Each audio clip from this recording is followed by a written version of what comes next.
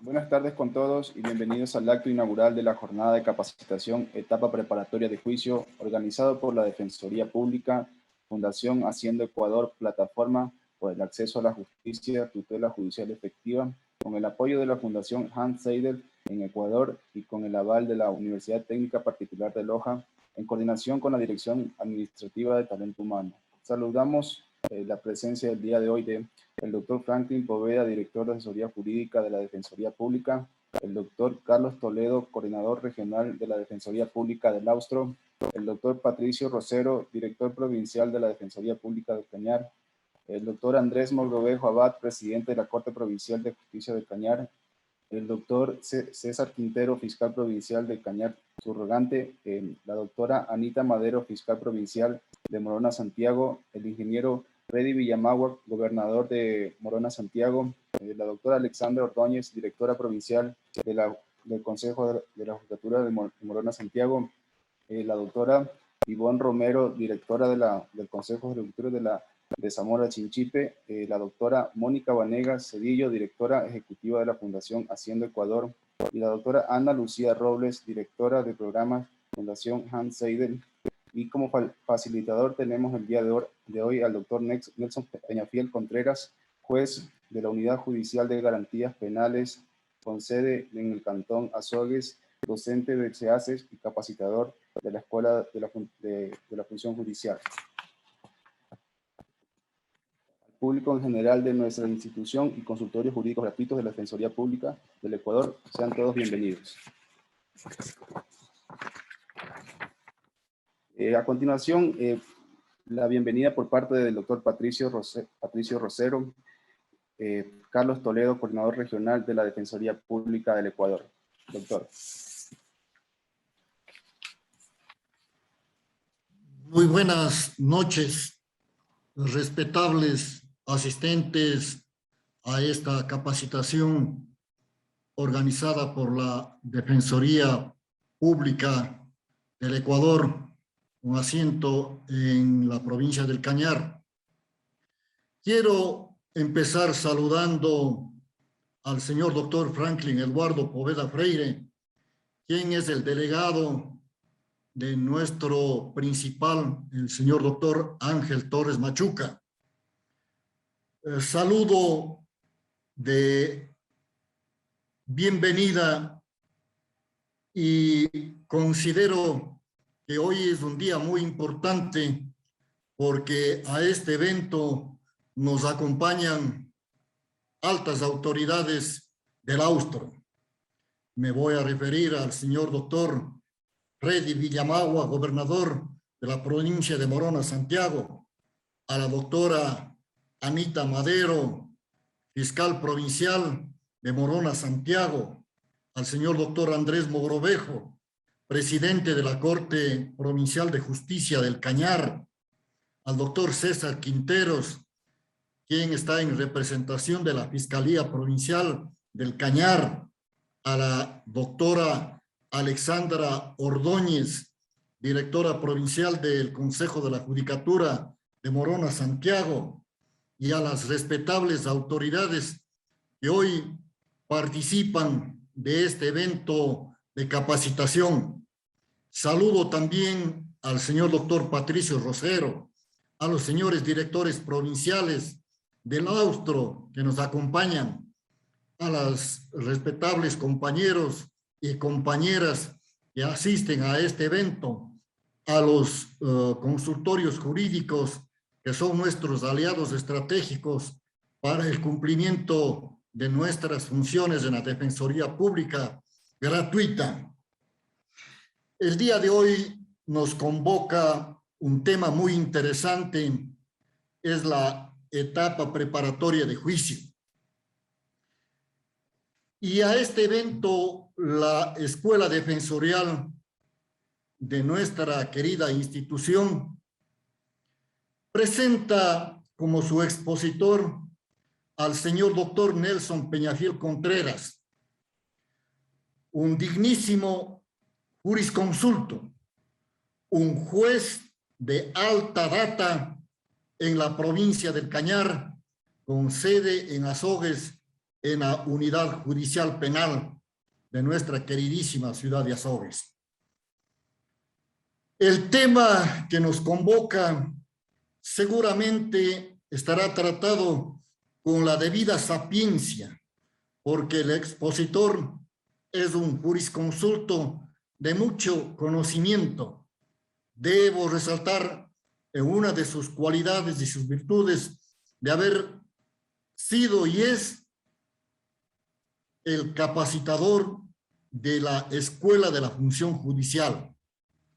Me honra también el día de hoy haber sido su alumno y de haber participado de sus charlas y de sus conocimientos. Debo decir con la más absoluta franqueza que el doctor Nelson Peñafiel Contreras nos ha ayudado en algunas consultas que hemos requerido cuando hemos estado en el ejercicio de juez en la Corte Provincial de Morona, Santiago. Este personaje ilustre que hoy es nuestro expositor, con toda seguridad que nos dará las luces necesarias para que nuestra escuela defensorial y la capacitación que cada uno de los asistentes, en nuestro caso, los defensores públicos, asistentes y quienes nos honran con su presencia, saldrán absolutamente satisfechos de sus conocimientos que el día de hoy impartirá. Saludo también a todos y cada uno de los asistentes para que sigamos fortaleciendo a la Defensoría Pública, porque al decir de nuestro principal, el doctor Ángel Torres Machuca, la Defensoría Pública se ha convertido en el más grande consultorio jurídico que tiene el país, con defensa confiable y sobre todo cumpliendo con los principios fundamentales, que es dar asesoría jurídica a quienes no lo tienen, a las personas más vulnerables, a quienes no pueden contratar una defensa de un profesional en el ejercicio de la profesión, sino más bien recurren a la Defensoría Pública, porque aquí encontrarán a los defensores que no les permitirán a ciudadano ecuatoriano alguno que quede en indefensión. Gracias por haber escuchado esta presentación. Siempre será muy grato saludarle a Nelson Peñafiel Contreras, que es un dignísimo amigo, un respetable juez, y que sus conocimientos del día de hoy serán suficientes para solventar algunas consultas que sea requerido. Muy buenas noches. Gracias, doctor. Para la inauguración de este acto contamos con la intervención del doctor Franklin Poveda, director de asesoría jurídico, quien ha sido delegado por parte del doctor Ángel Torres Machuca, defensor público general. Continuamos. Adelante, doctor.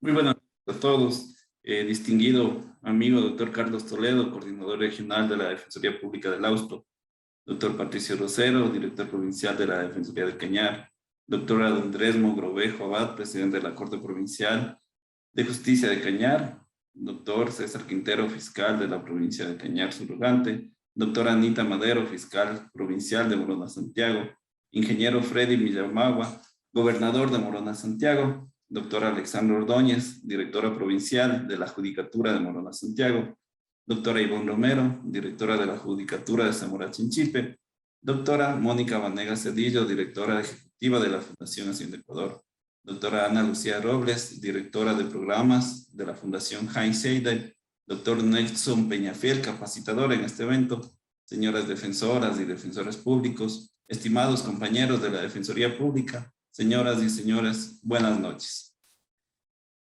Me es grato dirigirme a todos ustedes en calidad de delegado del señor doctor Ángel Torres Machuca, defensor público general del Ecuador, quien ha establecido como una de sus prioridades para el correcto funcionamiento de su administración la capacitación a los defensores públicos y al público en general.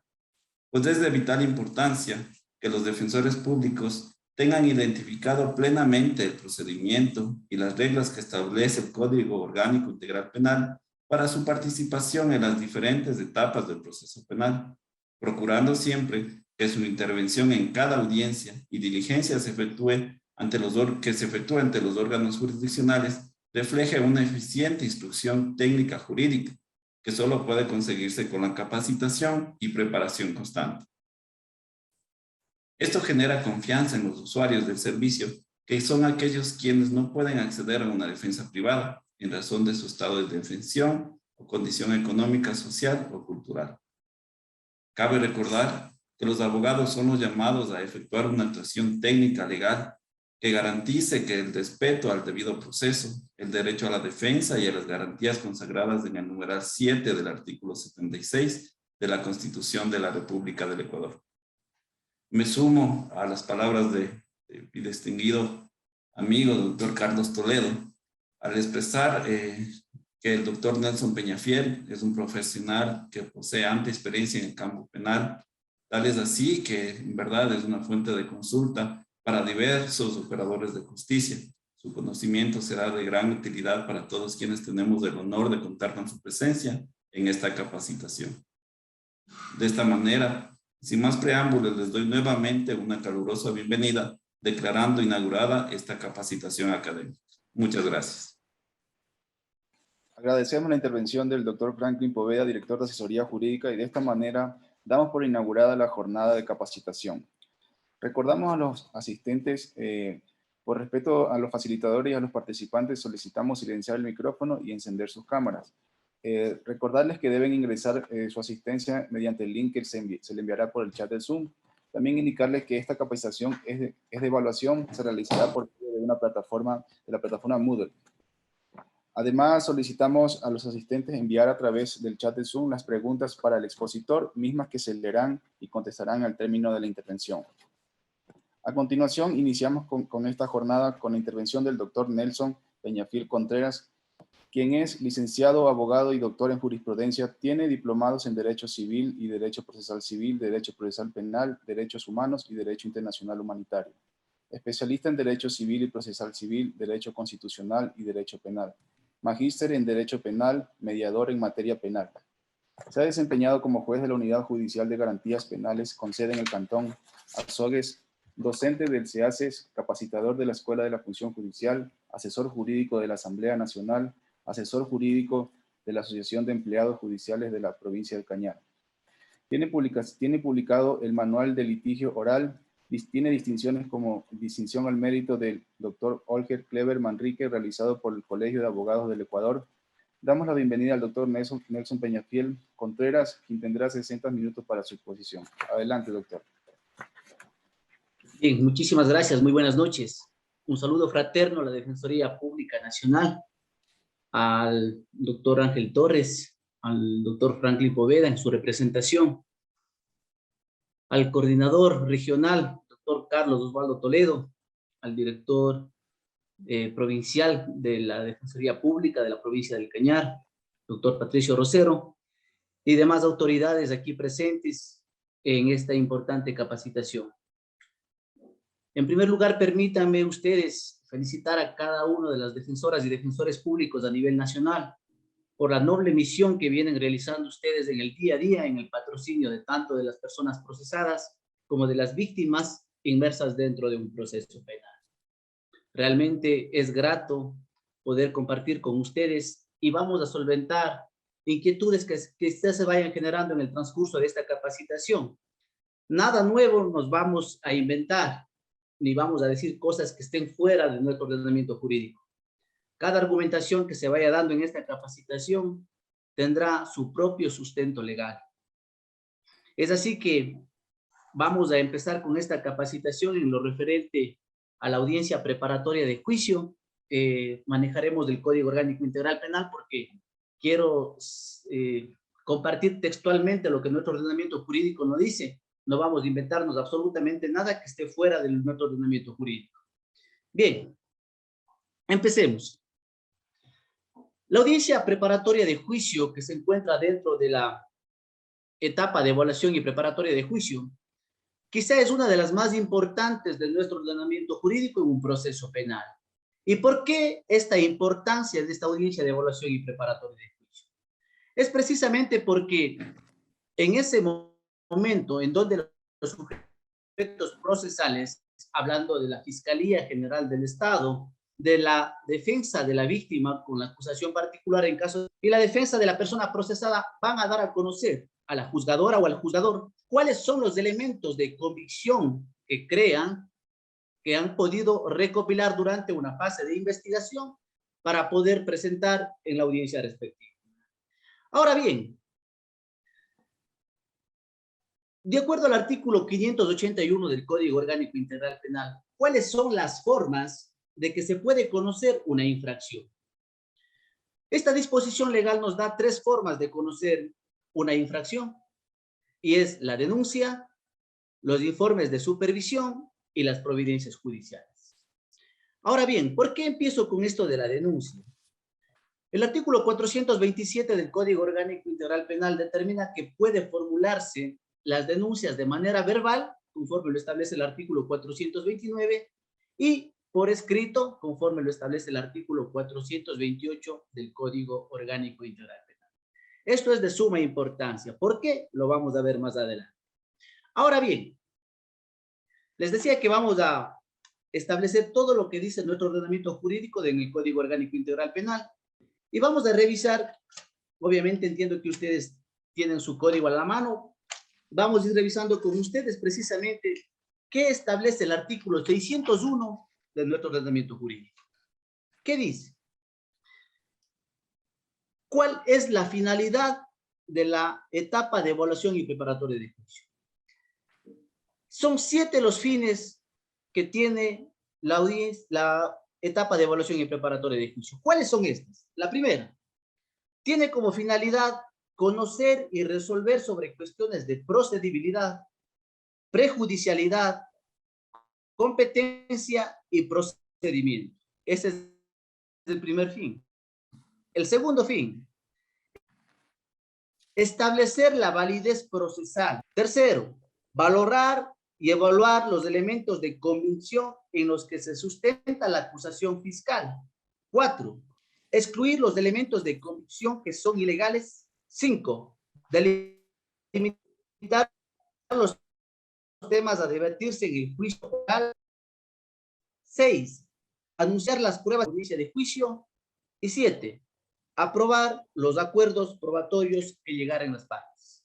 Bien, nunca se olviden, esos son los 7 fines que contempla la etapa de evaluación y preparatoria de juicio.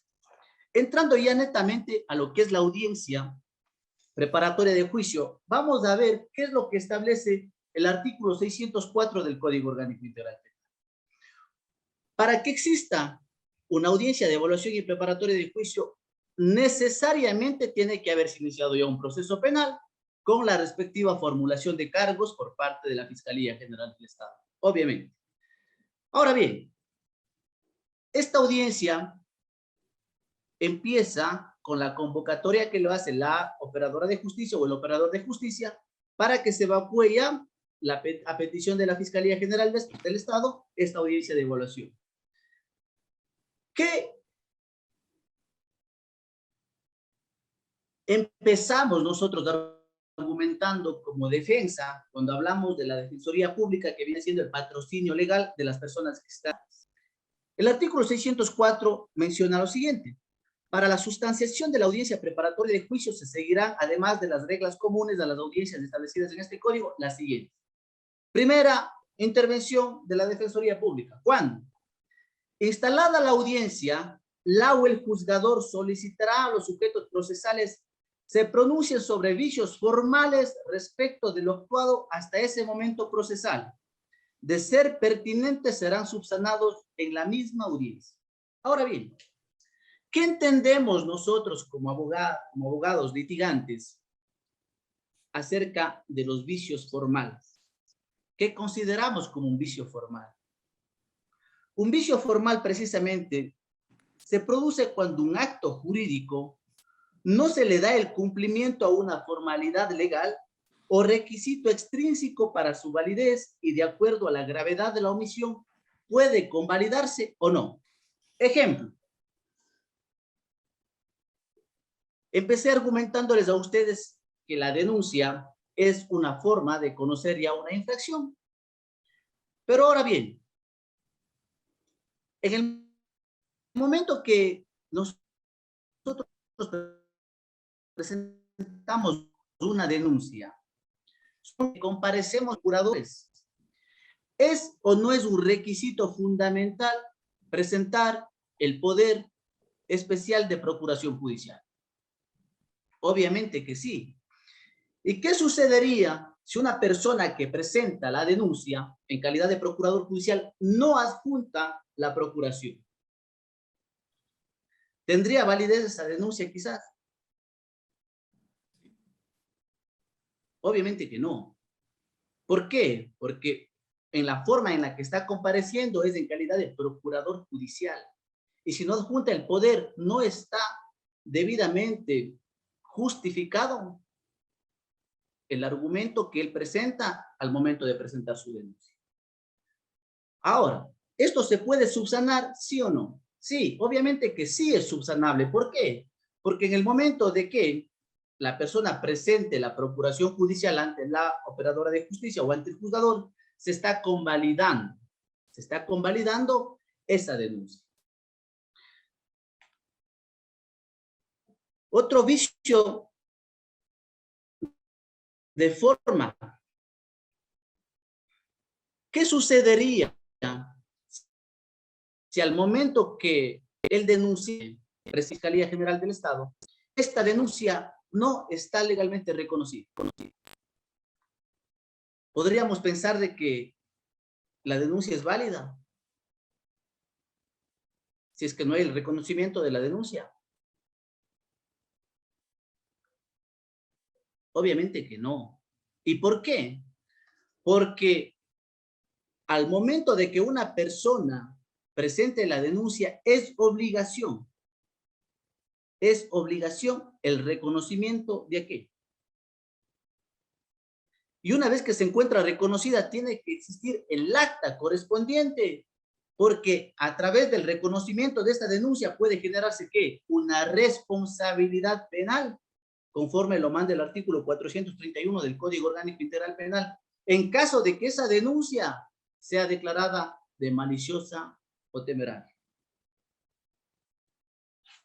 Si ustedes revisan los expedientes como abogadas y abogados de la Defensoría Pública, van a encontrarse con la grata sorpresa que por reiteradas ocasiones, por un lapsus o por un error, a veces que se genera en la Fiscalía, no existe el reconocimiento de las denuncias.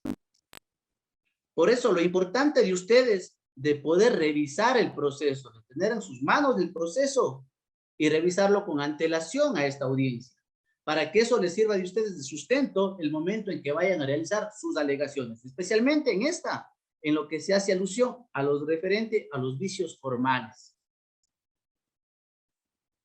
¿Y qué sucedería si al momento de que no se encuentra reconocida la denuncia, ustedes como abogadas o abogados de la Defensoría Pública argumentan al juez? ¿Puede ser subsanado? Sí. La operadora de justicia, la jueza o el juez, le puede dar un tiempo prudente, un plazo razonable para que la reconozca, con la finalidad de que pueda decir es que la mera omisión de formalidades no se puede certificar la justicia, según dice la Constitución. Pero ¿qué sucede si la jueza o el juez le da un plazo prudente para que la reconozca y no lo hace?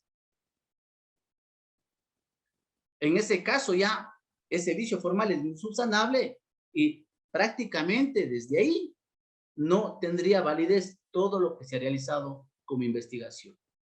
¿Por qué no tendría validez? La vamos a ver más adelante. Bien. Una vez que hayan alegado ustedes como defensores públicos vicios formales respecto del actuado hasta ese momento y la Fiscalía haga la misma argumentación y en el caso de que exista acusación particular o abogado de la víctima, vamos a continuar con la audiencia correspondiente. ¿Y qué es lo que dice el numeral 2? La o el juzgador resolverá sobre las cuestiones referentes a la existencia de requisitos de procedibilidad. Y aquí empezamos ya con las interrogantes.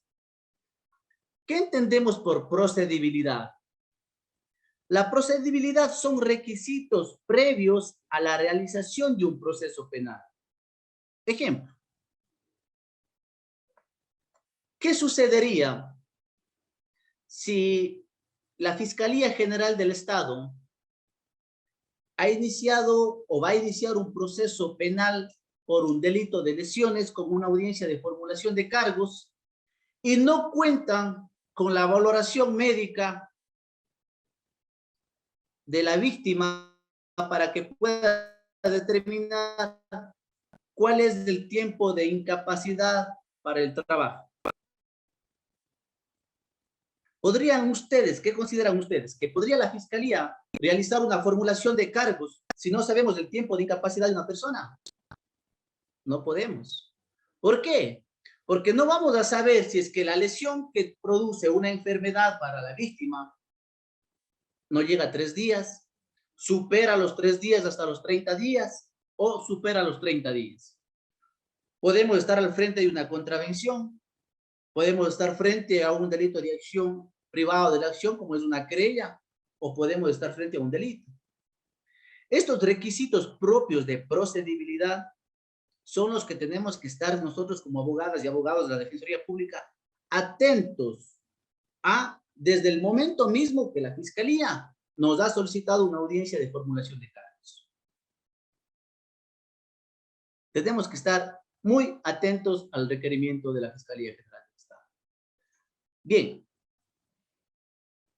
Les decía que no va a quedar cabos sueltos ni palabras dadas en el aire sin que tenga su sustento jurídico. Hablábamos nosotros en lo referente al contenido de la denuncia y nos vamos a ir a lo que establece el artículo 430 del Código Orgánico Integral. Y voy a leer textualmente lo que dice la norma. La denuncia deberá contener los diaria o casillero judicial o electrónico del lado el denunciante y la relación clara y precisa de la infracción y de ser posible con expresión del lugar, día y hora en la que fue cometido. Se dejará constancia del día y hora de la presentación y si es posible se consignarán los siguientes datos. 1. Los nombres y apellidos de los autores, cómplices, si los conoce, así como los de las personas que presenciaron la infracción o que puedan tener conocimiento de ella. 2. Los nombres y apellidos de las víctimas y la determinación de los daños causados. 3. Todas las demás indicaciones, circunstancias que puedan conducir a la comprobación de la existencia de la infracción y la identificación de los denunciados. La falta de cualquiera de estos datos no obstará la iniciación de la investigación. La denuncia por mandatario, ojo, lo que les decía hace un momento, la denuncia por mandatario requiere poder especial en el cual deberá constar expresamente los datos establecidos en el presente artículo. Entonces, no nos inventamos. Si presenta una denuncia, una persona que está en calidad de mandatario o de procurador judicial, como se necesita ahora, tiene que justificar con el poder de procuración judicial. Caso contrario, no se estaría cumpliendo con lo que establece el artículo 430 del Código Orgánico Integral Penal. Ahora bien, una vez que se presenta la denuncia, les decía hace un momento, tiene que existir el reconocimiento. ¿Qué dice el artículo 425? Reconocimiento sin juramento. La o el fiscal ante quien se presente la denuncia hará que el denunciante la reconozca sin juramento, sin perjuicio de que el o el fiscal realice las investigaciones correspondientes. Además, ojo, además le advertirá sobre las responsabilidades originadas en la presentación de denuncias temerarias o maliciosas. Obligación de la Fiscalía advertirle al denunciante sobre la responsabilidad que puede acarrearle que se dé una judicial temeraria o maliciosa. Ahora bien, una vez que se da el reconocimiento, ese reconocimiento tiene que constar en un acta respectiva. Y el artículo 426 dice lo siguiente. El reconocimiento de la denuncia constará en el acta suscrita por la o el fiscal y la o el denunciante.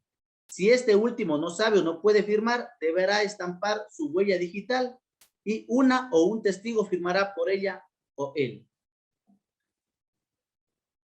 Bajo esas consideraciones legales, solo ahí puede decirse que existe una denuncia formalmente presentada en la Fiscalía General del Estado. ¿Y por qué esto es importante? Como les decía hace un momento, ¿por qué? Porque de ahí le puede devenir una responsabilidad penal en caso de que se descubra que esa denuncia ha sido declarada maliciosa y temeraria y sea la juzgadora o el juzgador quien la indique inmediatamente se puede iniciar un proceso penal.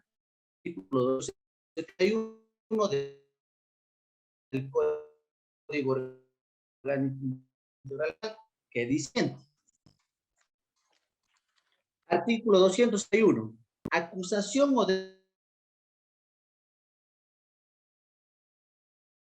acusación o denuncia sea declarada judicialmente como maliciosa, será sancionada con pena privativa de libertad de 6 meses a 1 año. Clarísimo. Ahora, ustedes nos dirán, bueno, pero no se reconoció la denuncia. Es una omisión, es una formalidad, una mera formalidad que quizá la Constitución dice que no se puede sacrificar la justicia por la mera omisión de formalidades. Y yo les hago un interrogante. ¿Qué pasa si durante la instrucción fiscal, desde la formulación de cargos hasta la instrucción fiscal, la víctima presenta una acusación particular y no la reconoce?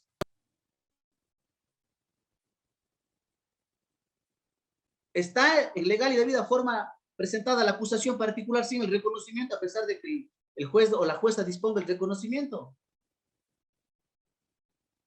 Si es que no está reconocida la acusación particular, no existe la misma. Entonces, de igual forma es la denuncia. Y no es que nos inventamos, es lo que está establecido en nuestro ordenamiento jurídico. Por eso les digo a ustedes la importancia de y saber determinar si es que está o no está presentada la denuncia en legal y debida forma, y si ésta se encuentra legalmente reconocida. Porque si no está reconocida, no tiene validez esa denuncia presentada. Bien. Sigamos. Una vez que ustedes analicen si es que existen o no existen vicios de procedibilidad, vienen las cuestiones prejudiciales. ¿Qué entendemos prejudiciales? Se entiende por una decisión previa que constituye un obstáculo legal a la persecución de un proceso penal, conforme lo establece el artículo 414 del Código Orgánico Integral. El artículo 414, ¿qué nos señala? Prejudicialidad. En los casos expresamente señalados por la ley, si el ejercicio de la acción penal depende de cuestiones prejudiciales cuya decisión compete exclusivamente al fuero civil, no podrá iniciarse el proceso penal antes de que exista auto o sentencia en firme en la cuestión prejudicial. ¿Cuáles son los ejemplos de prejudicialidad que puede darse? Hace un momento les hablaba yo de el delito de acusación o denuncia maliciosa. ¿Qué pasa si es que en el proceso penal la jueza o el juez no le declara de maliciosa y temeraria la denuncia? ¿Podría iniciarse un proceso penal por este delito sin que exista la declaratoria judicial?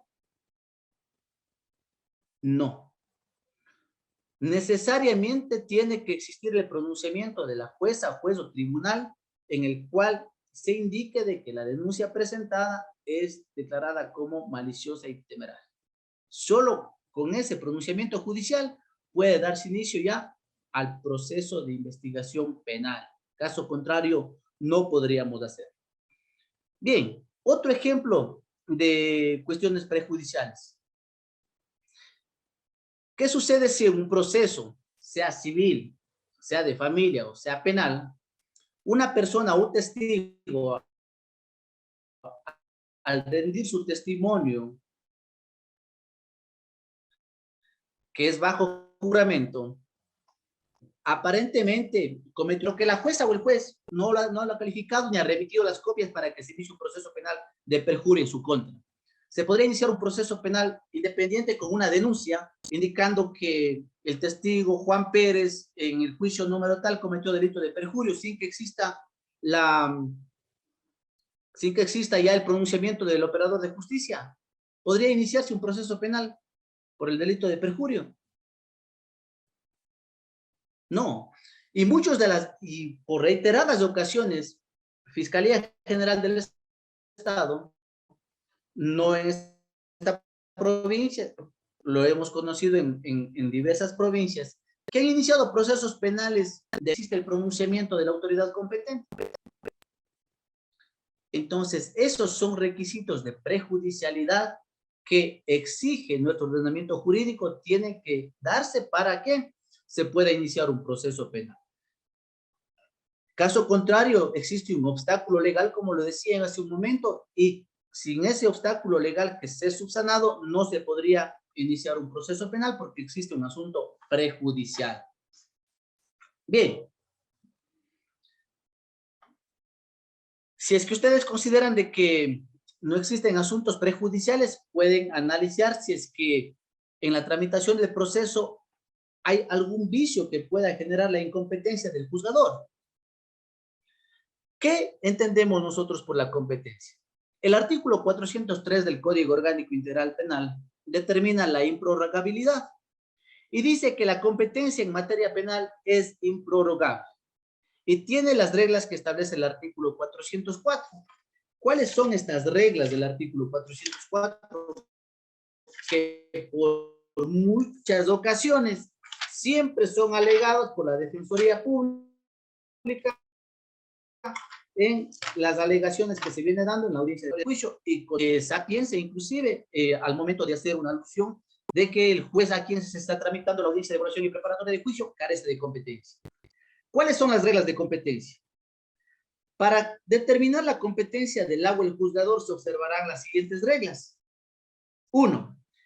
Hay competencia del agua el juzgador cuando se haya cometido la infracción en la circunscripción territorial en la que éste ejerce sus funciones.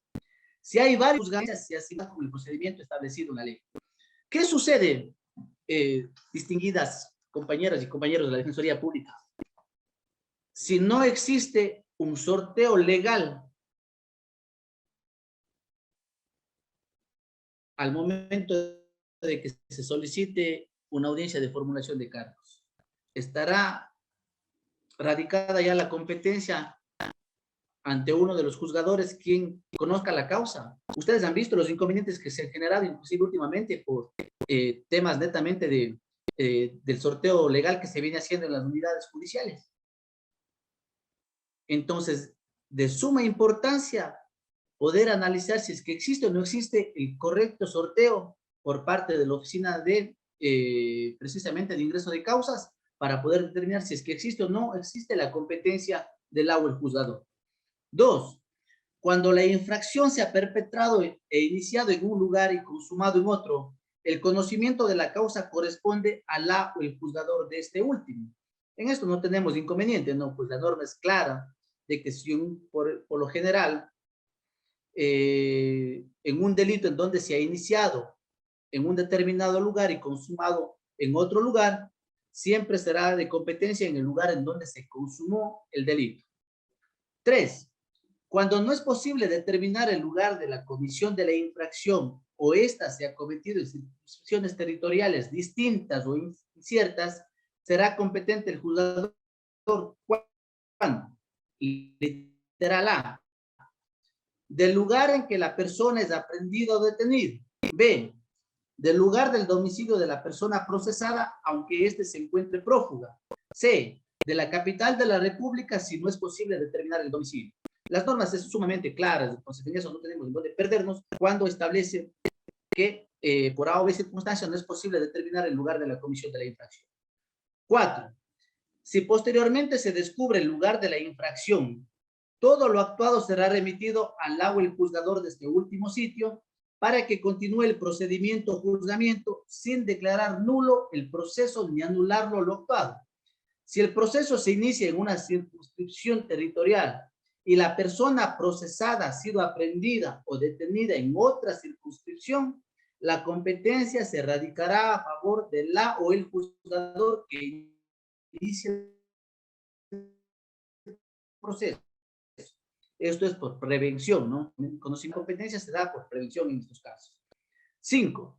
Cuando en el límite de 2 circunscripciones territoriales será competente la o el juzgador que previene el conocimiento del proceso de acuerdo con la ley. 6. Cuando la infracción se comete en territorio extranjero, la persona procesada será juzgada por la o el juzgador de la circunscripción territorial en la que es aprehendida o detenida por la o el juzgador de la capital de la República del Ecuador. 7. Cuando entre varias personas procesadas en una infracción fuera de Corte Provincial de Justicia, esta se juzgará a todas las personas procesadas. 8. Cuando entre varias personas procesadas de una infracción hay alguna o algunas que gozan de fuero de Corte Nacional de Justicia, esta será juzgada a todas las personas procesadas. ¿Por qué se juzgará a través del fuero que establecemos nosotros? Porque hay personas que gozan de fuero de Corte Provincial o personas que gozan de fuero de Corte Nacional. Y si es que una persona quien ha participado en un ilícito con demás personas, y si solamente una goza de fuero de Corte Provincial o de Corte Nacional, por el arrastre de fuero, todas serán juzgadas por la Corte Provincial o a su vez por la Corte Nacional de Justicia. 9. Si entre varias personas procesadas por una misma infracción, lo que les decía hace un momento, hay alguna o algunas que gozan de fuero de Corte Nacional y otras de Corte Provincial de Justicia, será competente la Corte Nacional de Justicia. 10. Si las personas procesadas están sometidas a distintas cortes provinciales, será competente la que previene el conocimiento del proceso. Y 11. En los casos de violencia contra la mujer o miembros del núcleo familiar, fuera. En los casos de violencia, por más que tenga la calidad de que puede pensarse de que goza de fuero de Corte Provincial o Corte Nacional, en estos casos no existe fuero. Bien, esto en lo referente a la competencia. Y el Código Orgánico de la Función Judicial, en el artículo 192, determina quiénes son las personas que gozan de fuero de Corte Nacional, y en el artículo 208 del mismo Código Orgánico de la Función Judicial determina quiénes son las personas que gozan de fuero de Corte Provincial. Esto es el fuero en relación a las personas. En relación al territorio ya la conocen, y en relación a la materia, pues no sería prudente de que ante un operador de justicia en el ámbito penal se presente un juicio ejecutivo. Pues obviamente que por la materia no la vamos a poder conocer. Ahora bien, entramos ya a la discusión fuerte quizás en una de las alegaciones que viene haciéndose por parte de la Defensoría Pública en lo referente a los vicios de procedimiento. ¿Qué entendemos nosotros por procedimiento? Son las etapas y pasos dentro de ellos que se debe seguir la causa penal iniciada por la comisión de un delito. Tipificado en el ordenamiento jurídico, desde luego en el Código Orgánico Integral Penal, para investigar si ocurrió o no el delito, determinar cómo sucedió, quién o quiénes lo realizaron y cómo se realizó para poder llegar quizás a una sentencia en la cual sea condenatoria o ratificatoria de inocencia. Pero bien, vulnerar este procedimiento. Supongamos que en un delito flagrante, el señor agente fiscal, por un error, solicita que el tiempo de instrucción fiscal sea de 30 días, sea de 90 días, perdón. ¿Se está o no se está violentando el procedimiento? Sí, porque en los delitos flagrantes, en los que no están sujetos a un procedimiento directo, el tiempo de instrucción fiscal no puede superar los 30 días. Pero si por un lapsus pidió 90 días y la jueza o el juez lo concedió, desde luego que se está violentando el procedimiento. Desde luego que se está violentando el procedimiento. Ahora bien, aquí viene un tema importantísimo y quiero que presten mucha atención a lo que les voy a decir. Supongamos que la Fiscalía General del Estado solicita a la jueza o el juez de garantías penales una detención con fines investigativos. Veamos qué dice pero acerca de la detención con fines investigativos. Artículo 530. Y desde luego que ustedes lo habrán tenido en cantidad de estos procesos, pero vamos a ver si es que lo que hemos hecho como defensoras está bien, está mal, o si lo que ha hecho Fiscalía está bien o está mal, o lo que hizo la jueza o el juez está bien o está mal. El artículo 530 dice, el el juzgado motivado del el fiscal podrá ordenar la detención de una persona con fines investigativos. Es decir, tiene que haber el requerimiento de la Fiscalía para que pueda darse esta detención con fines investigativos. La orden, artículo 531. La boleta de detención cumplirá los siguientes requisitos. Motivación de la detención en el numeral primero. 2. El lugar y fecha en la que se expide. 3. La firma del el juzgador competente.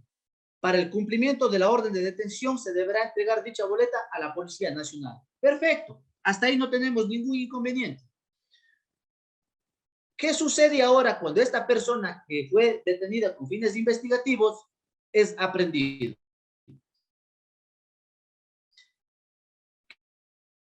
¿Qué dice el artículo 532? La detención podrá durar, tome el agua el fiscal, será receptada en presencia de su defensor público o privado. Perfecto. En materia de tránsito, cuando se trate de delitos donde únicamente existan daños a la propiedad, no se procederá en ningún caso a la detención de los conductores. En delitos y contravenciones de tránsito, el organismo competente en materia de tránsito retendrá los vehículos hasta por 72 horas. Bueno, esto está mal. Lo importante es de que el momento que le detienen a la persona que el fiscal solicitó, no puede pasar de 24 horas de detención. Pero ¿qué es lo que sucede? Y ustedes seguro estoy de que a ustedes les habrá pasado. Le detienen al señor Juan Pérez con fines investigativos. La fiscalía le toma la versión e inmediatamente le pide audiencia de formulación de cargos al juez. ¿O es que no se ha visto inclusive en los casos de conmoción nacional que esto sucede?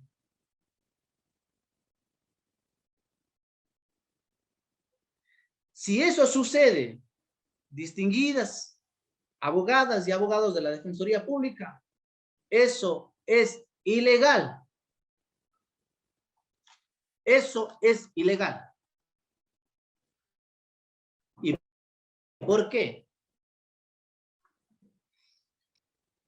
El artículo 575 del Código Orgánico Integral Penal. Le dije que no es lo que dice la norma. Revisemos lo que dice el artículo 575.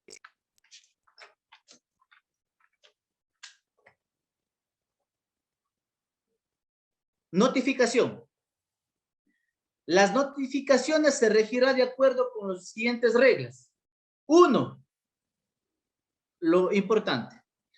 Cuando se convoque a la celebración de una audiencia, es decir, si una persona estuvo detenida con fines investigativos y el fiscal inmediatamente quiere solicitar la celebración de una audiencia, ¿cómo se llama esa audiencia? Formulación de cargos.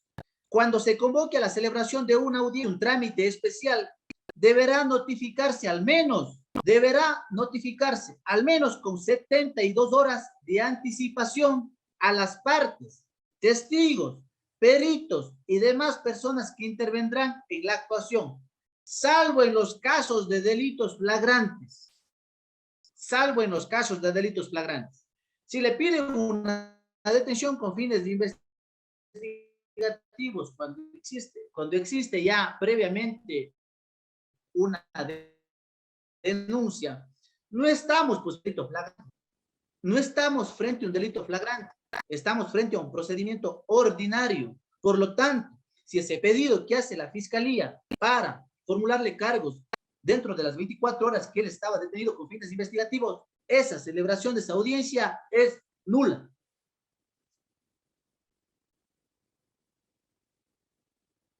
Es nula.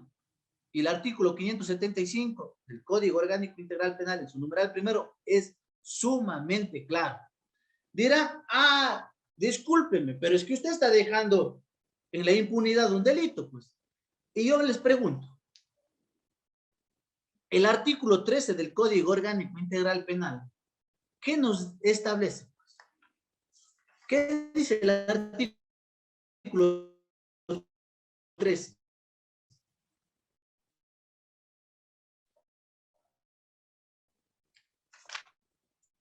Interpretación. Digo, deberán interpretarse de conformidad con las siguientes reglas. 1. La interpretación en materia penal se realizará en el sentido que más se ajuste a la Constitución de la República de manera integral y a los instrumentos internacionales de derechos humanos.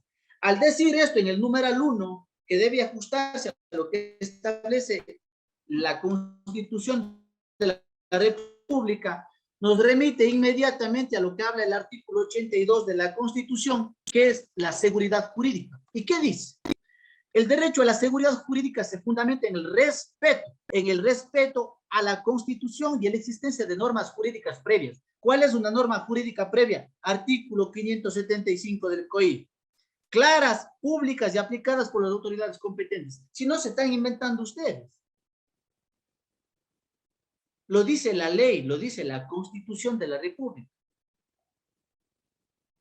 Imagínense lo que sería entonces si no damos cumplimiento a lo que dice la norma, que debe ser notificado con mínimo 72 horas de anticipación. Dices, no, pero es que esto no puede ser aplicado. A un ratito. Entonces, mi pregunta sería, si no vamos a obedecer lo que dicen las disposiciones legales de nuestro ordenamiento jurídico, pregunto yo, ¿qué sucede si en una sentencia condenatoria o ratificatoria de inocencia les llega a ustedes por escrito y ustedes interponen el recurso de apelación después de 5 días, cuando la ley le dice que tiene 3 días para interponer el recurso? ¿Les concederán el recurso? No les van a conceder. Es que usted tuvo 3 días para interponerme el recurso de apelación y lo hace el 5.º día, es extemporáneo y no sirve. ¿Y cómo entonces sirve solamente en determinadas disposiciones legales y nosotros no? Si cuando dicen que el ordenamiento jurídico tiene que ser analizado en su conjunto, o vivimos de una anarquía. No es así. Las normas son públicas y claras y hay que cumplirlas porque la Constitución así nos ordena. Así nos ordena y no nos estamos inventando. Y créanme que muchas de las veces que veo por la comunicación de que una persona fue detenida con fines investigativos, de inmediatamente ha dado algo y se le ha dado inclusive hasta la prisión preventiva. Y créanme que no sé cómo lo interpretarán la norma, pero realmente lo que está aquí creo que es y rige a nivel nacional.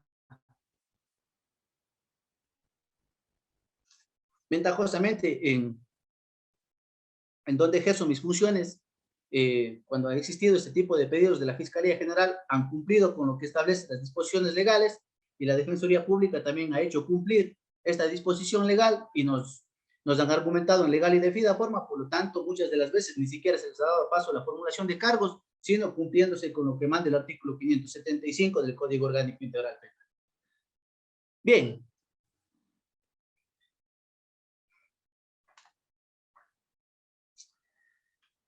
Si es que no existe ningún vicio de procedimiento, ningún vicio de competencia que puede afectar la validez procesal o ningún vicio de procedibilidad, vamos a continuar con la audiencia y luego de la misma la intervención de la Fiscalía General del Estado, que dice la o el juzgador fiscal quien expondrá los fundamentos de su acusación. Luego intervendrá el acusador particular si lo hay y la o el defensor público privado de la persona procesada. Y aquí es muy importante. Realmente En esta parte es en donde se va a analizar si realmente la Fiscalía General del Estado estuvo preparada para presentar su acusación y si es que la defensa de la persona que está siendo procesada realmente le hace una defensa técnica. ¿Por qué? Porque aquí necesariamente ya vamos a empezar a hablar de la dogmática penal. Artículo 23, el artículo 25, el artículo 29 y el artículo 34 del Código Orgánico Integral Penal. Aquí es en donde vamos a empezar a analizar ya si es que los elementos de convicción que presenta la Fiscalía son suficientes para llegar a una posible etapa de juicio o los argumentos que presenta la Defensoría Pública en la defensa de la persona que está siendo procesada puede debatir a cada uno de los elementos que está presente. Y algo importante, el artículo 603 del Código Orgánico Integral Penal determina que la acusación fiscal deberá contener en forma clara y precisa qué es lo que ustedes tienen que atacar como abogados de la Defensoría Pública al momento de esa acusación. 1. Fiscalía tiene la obligación, la individualización concreta de la persona o personas acusadas y su grado de participación en la infracción. Aquí hago un pequeño paréntesis. No sé si en la audiencia de formulación de cargos ustedes habrán escuchado cuando formula cargos la Fiscalía General del Estado, dice muy bien, le acuso al señor Juan Pérez por ser el posible autor del delito de robo contemplado en el artículo 186 del Código Orgánico Integral Penal. El tiempo de instrucción fiscal durará 90 días y como medidas cautelares solicito estas. Muy bien. ¿Por qué la importancia de poder solicitar al fiscal que aclare su acusación para poder saber en qué grado, si es que es autor o en qué grado de participación se le está acusando? Muchas de las veces hemos escuchado que dice, no es importante decirle el grado. ¿Y por qué no es importante? Si el artículo 42 dice que no solamente tiene que determinarse con claridad cuál es el grado para saber si soy autor, si soy un autor directo, si soy un coautor, si tengo una autoría inmediata, soy un cómplice. Tienen que indicarme, la Fiscalía tiene que indicarme y las defensoras y defensores públicos tienen que exigir, señor juez, solicito que por intermedio de su autoridad solicite al señor agente fiscal nos indique en qué grado de participación está formulando el cargo de medida. Es sumamente importante. ¿Por qué? Porque el artículo 603 le indica, le obliga que diga cuál es el grado de participación en la infracción y al momento que emite su dictamen. Pero ustedes tenían que hacer una defensa técnica desde el momento que se formuló cargos en contra de esa persona. Pues no podría variar, inclusive decirle en el momento de la audiencia de formulación de cargos, le acuso como autor directo, y en la preparatoria de juicio le acuso como coautor. Espere un ratito, pero si usted me dijo que soy autor directo, ahora me viene con una coautoría, o en primero me dijo que soy autor, ahora me acusa de cómplice.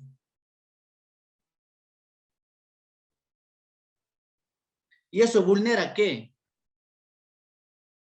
Las garantías básicas del debido proceso, porque el artículo 76, número D, es clarísimo. ¿Qué dice?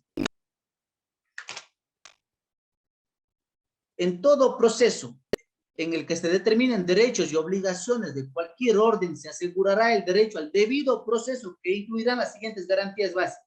7. El derecho de las personas a la defensa incluirá las siguientes garantías. Literal A. Nadie podrá ser privado del derecho a la defensa en ninguna etapa, grado o procedimiento. B. Contar con el tiempo y con los medios adecuados para la preparación de su defensa. Entonces, no se le puede, pues, dar usted a la defensa y decirle, bueno, yo a usted le acusé en un primer momento de cómplice y ahora le formulé cargos por cómplice y ahora le voy a emitir un dictamen por autor directo. No, eso no se puede hacer. Por eso tiene que guardar una congruencia, pues, no desde la formulación de cargos hasta la preparatoria de juicio en el momento que el fiscal sustente su acusación. Bien. 2. La relación clara y sucinta de los hechos atribuidos a la infracción en un lenguaje comprensible. 3. Los elementos en que se funda la acusación. Si son varios los acusados, la fundamentación deberá referirse individualmente a cada uno de ellos, describiendo los actos en los que participó en la infracción. 4. La expresión de los preceptos legales aplicables al que se acusa. 5. El anuncio de los medios de prueba con los que el o el fiscal sustentará su acusación en el juicio. 6. Si se ofrece rendir prueba de testigos o peritos, se presentará una lista individualizándolos. 7. La solicitud de aplicación de medidas cautelares o de protección no dictadas hasta el momento o su ratificación, revocación o sustitución de aquellas dispuestas con antelación. La acusación solo podrá referirse a hechos y personas incluidos en la formulación de cargos. Miren la obligación que les dije hace un momento. La acusación podrá a ellos y personas incluidas en la formulación de cargos. Es decir, la fiscalía no me puede venir a cambiar los hechos, como si me dijo que era un cómplice, ahora vengo a decirle que ha sido autor directo. No, no. Tiene que guardar una relación en lo referente desde el que presentó su formulación de cargos hasta la preparatoria de juicio. Bien. Les decía hace un momento, aquí necesariamente ustedes tienen que entrar a analizar ya lo que es la dogmática.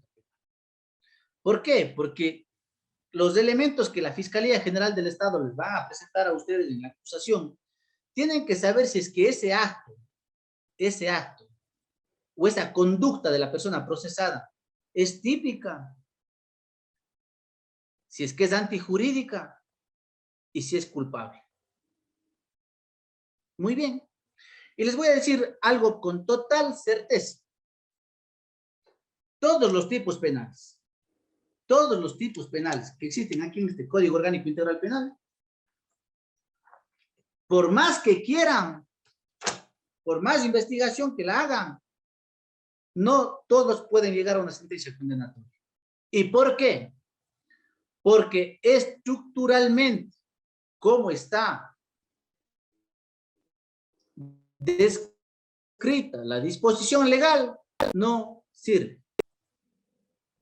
Y les voy a demostrar por qué. Revisemos la disposición legal del artículo 163. Vamos a hacer alusión a un delito que se llama la simulación de secuestro.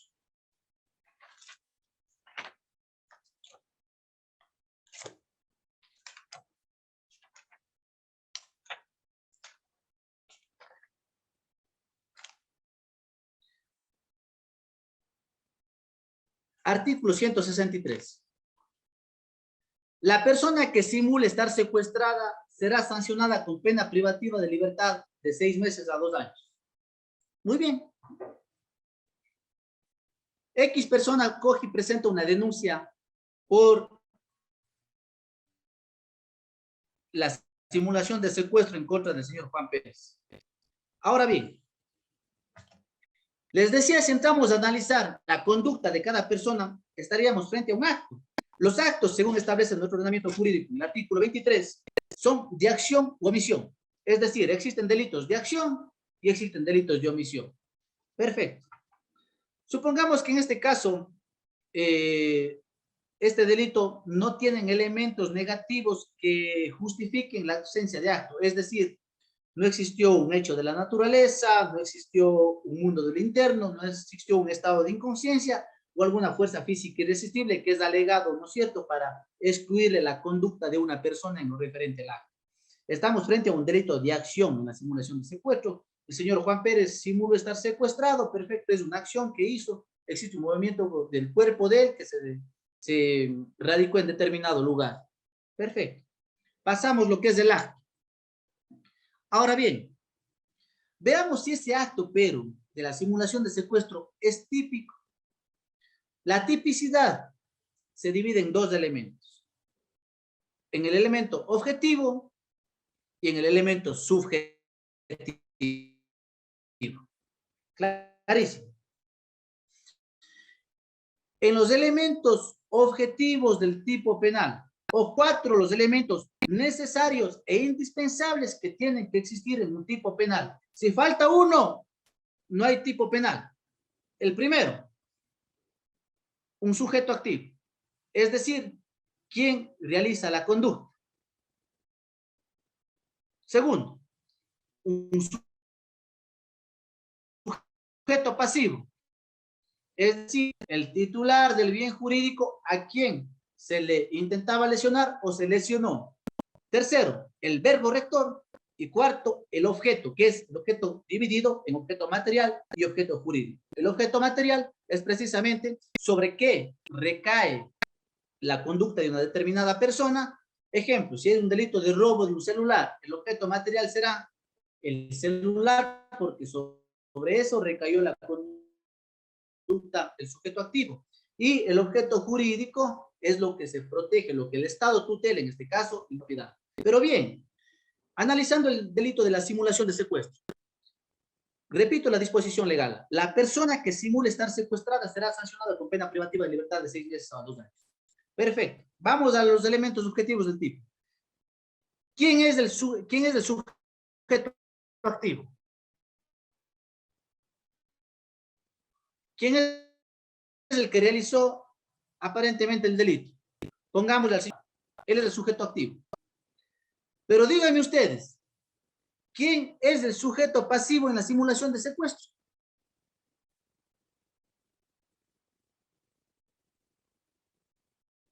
¿Será el mismo señor Juan Pérez?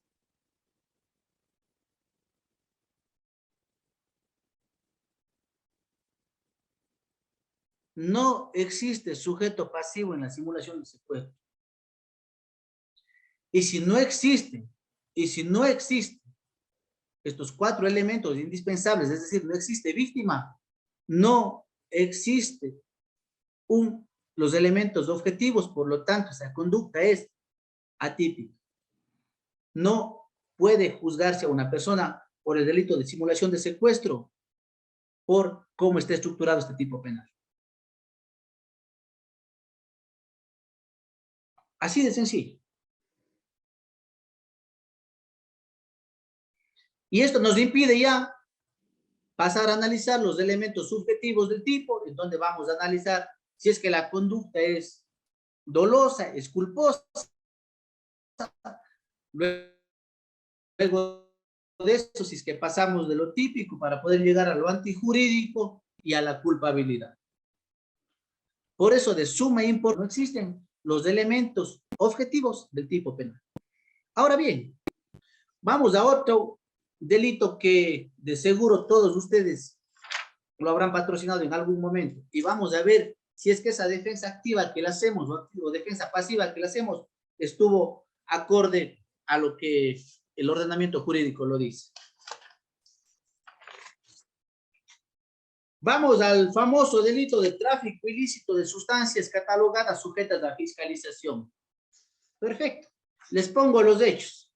Supongamos que el señor Juan Pérez, en un allanamiento de su vivienda, fue detenido y encontrado en su poder 20 gramos de marihuana. Perfecto. Esta persona es aprendida, llevada a la Policía Nacional, realizan la prueba de identificación preliminar homologada, el PIPH que conocemos, y determinan cuál es el peso neto y cuál es el peso bruto. Perfecto. Con los reactivos que se han utilizado, determinan precisamente que corresponde a marihuana. Con estos elementos llegan a la petición de formulación de cargos, control de flagrancia y de formulación de cargos. Y la Fiscalía General del Estado, pongámosle, el artículo 220 es un delito pluriofensivo. Voy a darle lectura para que ustedes vean por qué hablo que es un delito pluriofensivo. Artículo 220. Tráfico ilícito de sustancias catalogadas sujetas a fiscalización.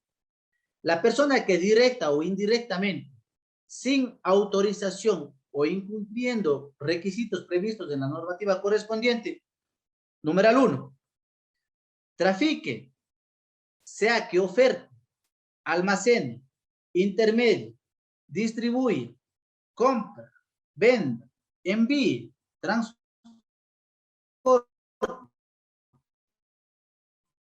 importe,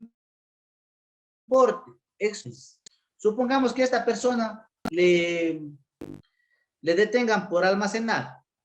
¿Por qué digo que es un delito pluriofensivo? Porque tiene varios verbos rectores. Puede ser que trafique, que oferte, que almacene, intermedie, distribuya, compra, venda. Entonces, ahí la obligación de la Fiscalía es decir por cuál de los verbos rectores de este tipo penal están acusando. Supongamos que le dice que estuvo almacenando en su domicilio. Muy bien. Pero ahora veamos qué más exige este tipo penal, compañeras y compañeros de la Defensoría. ¿Qué más exige? Repito, trafique, sea que oferte, almacene, intermedie, distribuya, compre, venda, envíe, transporte, importe, exporte, tenga o posea con el propósito, ojo, con el propósito de comercializar o colocar en el mercado sustancias estupefacientes y psicotrópicas o preparados que las contengan en las cantidades señaladas en las escalas previstas en la normativa pertinente, será sancionado con pena privativa de libertad de acuerdo a la escala que establece, ¿no es cierto? Si es la mínima de 1 a 3, si es la mediana de 3 a 5 y la alta de 5 a 7. Pregunto yo, la Fiscalía, al momento de que presenta su dictamen acusatorio, les indica a ustedes que el señor Juan Pérez, a quien se le hizo el allanamiento, almacenaba en su vivienda con el fin de comercializar o colocar en el mercado esos elementos de convicción, esos elementos de prueba, el anuncio probatorio que va a hacer, va a tener la obligación de decir, sí, él estaba destinado a comercializar o los iba a colocar en el mercado y tiene que justificar de qué forma esta persona tenía la intención de comercializarlo o colocarlo en el mercado. Si no justifica eso la Fiscalía General del Estado, falta uno de los elementos valorativos en la estructura del código de los elementos objetivos del tipo. ¿Por qué? Porque los elementos objetivos del tipo penal, como les decía hace un momento, es sujeto activo, perfecto, señor Juan Pérez. Sujeto pasivo, en este caso, sí, la salud pública, hablamos del perjuicio que se ocasiona a la salud pública. El verbo rector determinado, o sea, que oferte, que almacene, perfecto, aquí lo dijo almacenar, no hay ningún problema. El objeto, ¿cuál es el objeto material o el objeto jurídico? Pero ojo, este tipo penal no tiene solo los 4 elementos, tiene más elementos, tiene elementos normativos y elementos valorativos. Los elementos valorativos son precisamente que él tenía que ponerle a esa sustancia sujeta a fiscalización con el fin de comercializar o colocarla en el mercado. Si no justifica eso la Fiscalía General del Estado, falta uno de los elementos objetivos del tipo penal, por lo tanto, esa conducta no puede ser sancionada. Si no tiene esos elementos necesarios para poder determinar si precisamente él tenía el fin de comercializarlo, si no justifica eso la Fiscalía, no puede llegar a sanción.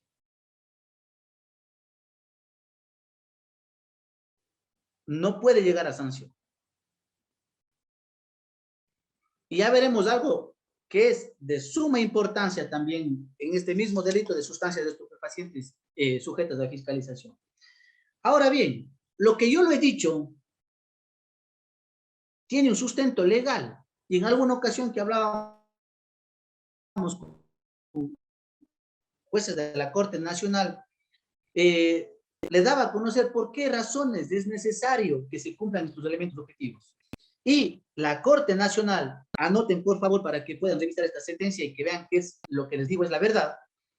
Anoten la sentencia número 7-17-CN de fecha 2 de abril del año 2019 dice lo siguiente en la parte pertinente. Si el detenido supera los límites permitidos, serán los operadores de justicia quienes tendrán que establecer que la persona quien tenía la sustancia sujeta a fiscalización tenía la intención de traficar o no. ¿Tenía o no tenía la intención de traficar o no? Nos manda la carga probatoria a la Fiscalía General del Estado para que justifique si tenía o no tenía esa intención. Si es que no demuestra, no presenta los medios probatorios de que era con fin de comercializar, no se puede sentenciar, según la sentencia dada por la Corte Nacional de Justicia del año 2019. Clarísimo. Léanle la sentencia y ustedes van a darse cuenta de lo que les estoy argumentando, y ahí se hace un análisis de los elementos objetivos del tipo penal. ¿Por qué? Porque nos exige que se cumpla con lo que se viene indicando dentro del tipo penal. Bien.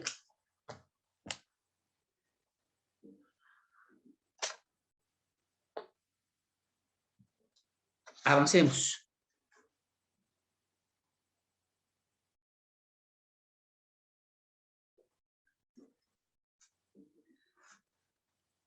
Luego de que la Fiscalía General del Estado ha presentado ya su dictamen fiscal acusatorio y la defensa de la acusación particular en caso de que exista, y la defensa de la persona procesada patrocinada por la Defensoría Pública, realizan ya sus argumentos en lo referente al dictamen fiscal, esto es de suma importancia. Los anuncios probatorios, realmente, ustedes saben que un juicio en donde se gana o se pierde es precisamente con la prueba. Y esto es de suma importancia, ¿por qué? Porque los anuncios probatorios, a más de que está sujeto al control del juzgador, está sujeto a contradicción de las partes procesales porque pueden realizar su exclusión correspondiente. Bien. Y aquí les voy a hacer una pregunta importantísima a ustedes.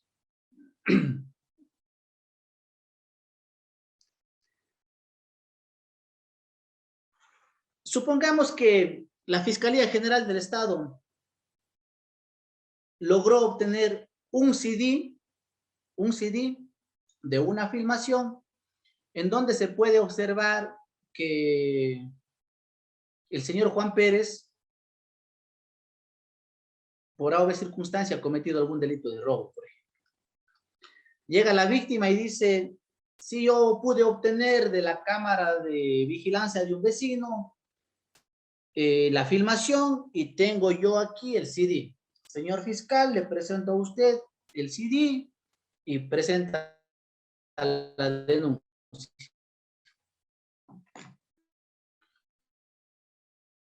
Muy bien. El señor fiscal presenta ya su dictamen fiscal acusatorio y ya no el CD. A las personas que les puedo ver, me mueven la cabeza si es que es no, si es que sí. Nada más. Les pregunto, ese medio obtenido por la Fiscalía General del Estado, ese CD, si ustedes fueran juezas y jueces, ¿le admiten como medio probatorio, sí o no? A los que les avanzo a ver, me mueven la cabeza si es que sí o si es que es no. Solo mueven dos y el resto.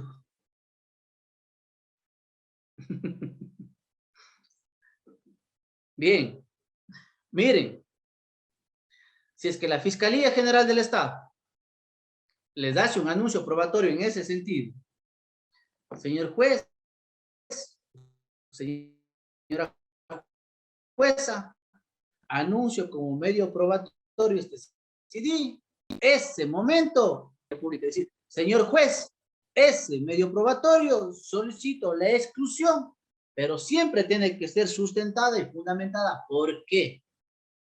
Y vamos a dar las razones de por qué ese medio probatorio tiene que ser excluido. Artículo 471 del Código Orgánico Integral Penal. Revisemos con ustedes. Registros relacionados a un hecho constitutivo de infracción. No requieren autorización judicial las grabaciones de audio, imágenes de video o fotografías relacionadas a un hecho constitutivo de infracción, registradas de modo espontáneo al momento mismo de su ejecución, por los medios de comunicación social, por cámaras de vigilancia o seguridad, por cualquier medio tecnológico, por particulares en lugares públicos y de libre circulación, o en los casos en que se divulguen grabaciones de audio o video obtenidas por uno de los intervinientes, en cuyo caso se requerirá la preservación de la integralidad del registro de datos para que la grabación tenga valor probatorio. En estos casos, las grabaciones se pondrán inmediatamente a órdenes del laudo fiscal en soporte original, y servirán para incorporar a la investigación e introducirlas al proceso, y de ser necesario, el fiscal dispondrá la transcripción de la parte pertinente o su reproducción en la audiencia de juicio. Pregunto yo, si hay una cámara de vigilancia del domicilio del vecino de la señora que sufrió el robo, ¿cuál es el soporte original? ¿La cámara o el CD? El soporte original es la cámara. Y si quiero obtener la información de ahí, tengo que respetar lo que establece nuestro ordenamiento jurídico, a más de aquello. ¿Qué dice el artículo 477?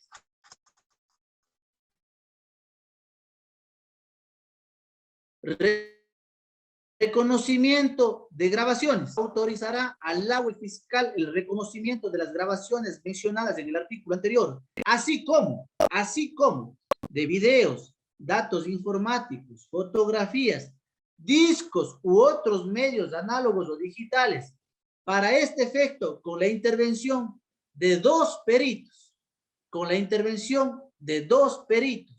que juren guardar reserva, el fiscal en la audiencia privada procederá a la exhibición de la película o a escuchar el disco o la grabación y a examinar el contenido de los registros informáticos. Las partes podrán asistir con el mismo juramento. El fiscal podrá ordenar la identificación de voces grabadas por parte de personas que afirmen poder reconocerlas sin prejuicio de ordenar el reconocimiento por medios técnicos. Vean ustedes entonces. Solamente el CD presentado como medio probatorio, como la mayoría lo escriben en el chat, no tiene validez. Y peor aún, si ese CD que está ya, supongamos que lo sacaron ya del disco duro de la cámara en donde se filmó, si es que este CD no cumple con lo que dice el 477, el reconocimiento de grabaciones, tiene que ser excluido porque tiene que realizarse conforme lo manda esta disposición legal, con la intervención de dos peritos y en audiencia reservada. Si eso no existe, esa prueba tiene que ser excluida. Ese medio probatorio tiene que ser excluido.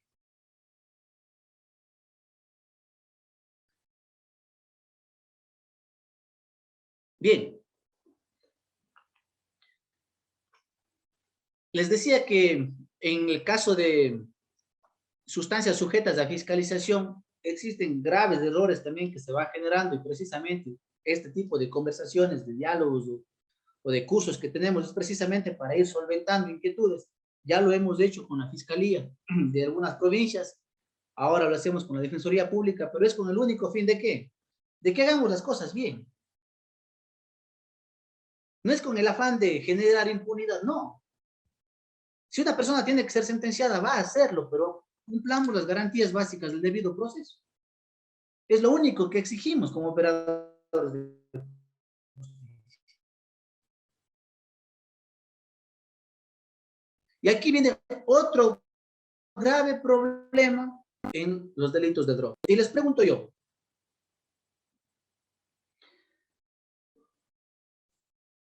las personas que han pasado audiencias de juicio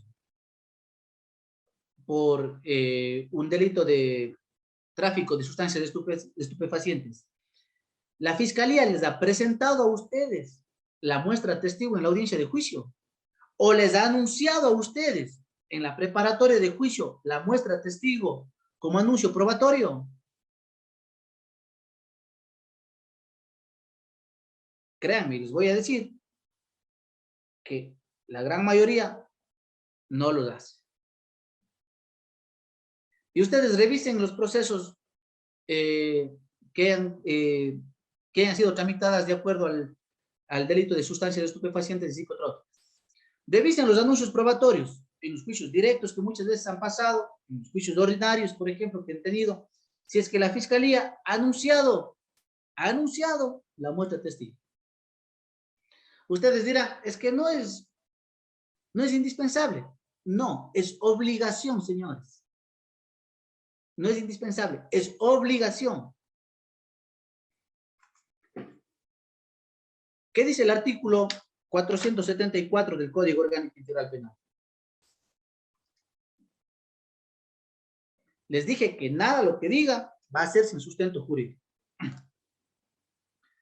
Artículo 474. Análisis y destrucción de sustancias catalogadas sujetas a fiscalización. Las sustancias catalogadas sujetas a fiscalización aprendidas se someterán a análisis químico para los peritos designados por el fiscal, quienes presentarán su informe en el plazo determinado. En el informe deberá determinar el peso bruto y el peso neto de las sustancias. Ojo, subrayado, negrita, cursiva y con mayúscula. De mi parte. Las muestras testigo se quedarán bajo cadena de custodia hasta que sean presentadas en juicio.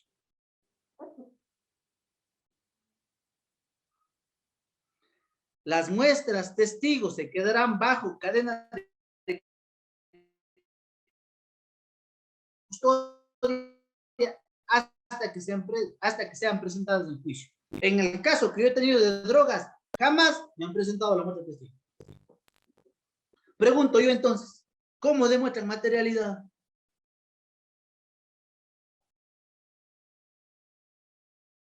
¿Cómo demuestran materialidad?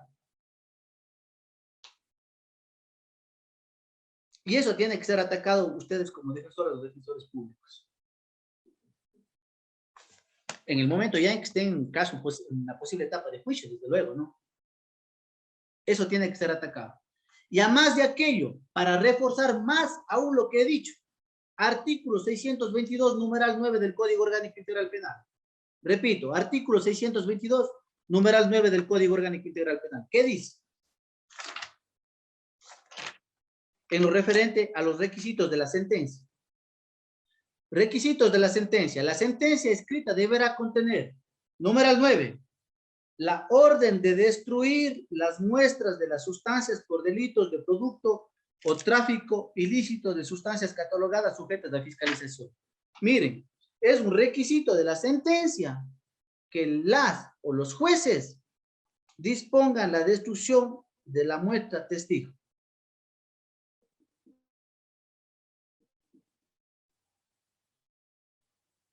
Obligación. Entonces, no es que yo no voy a presentar porque ya, ¿qué voy a estar trayendo acá? No, no, no, no. A usted le obligan, señor fiscal, a presentar esa prueba. Y si no lo hace, no hay materialidad. Y si no lo hace, no hay materialidad. Bien. Finalmente, uno de los fines que genera la audiencia preparatoria de juicio es realizar el anuncio probatorio adecuado también de parte de la Defensoría Pública. Si bien dirán ustedes, estamos en un sistema oral, pero cuando hacemos el anuncio de testigos y tenemos una lista grande, siempre, conforme lo manda el mismo ordenamiento jurídico, presenten ustedes la lista de testigos o peritos que van a presentar en la audiencia, porque así lo exige nuestro ordenamiento jurídico, ¿no? En el artículo 603, numeral 6, que exige la Fiscalía, también esto acarrea también la misma obligación para la Defensoría Pública. Y finalmente ustedes van a tener, en el caso de que tengan acuerdos probatorios con Fiscalía y Defensoría, en donde no existan sujeto a discusión y lo referente a los medios obtenidos de prueba, estos medios probatorios serán acordados por ustedes y se puede llegar a un acuerdo probatorio. ahí termina ya la audiencia de evaluación y preparatoria de juicio e inmediatamente las o los jueces tendrán que emitir, de ser el caso, el auto de llamamiento a juicio o a su vez el auto de sobreseimiento que corresponde. Esto en lo menos. Estoy presto para absolver las inquietudes que se generen, desde luego que habrán muchas, según puedo observar en el chat que se vienen realizando, pero eso es lo importante, poder interactuar, poder solventar inquietudes, y si tenemos de una u otra forma algún refuerzo o sentencias de la Corte Constitucional Nacional, también poder decirles en este momento. Por el tiempo, no me quiero extender más, les devuelvo la palabra para poder solventar las inquietudes. Muchas gracias, doctor. Sí, pasamos a la ronda de preguntas. Hay una pregunta que dice, ¿qué efecto tendría la falta de reconocimiento de denuncia en el proceso penal si el COIP establece que el reconocimiento se dará sin perjuicio de que la o el fiscal realice las investigaciones correspondientes?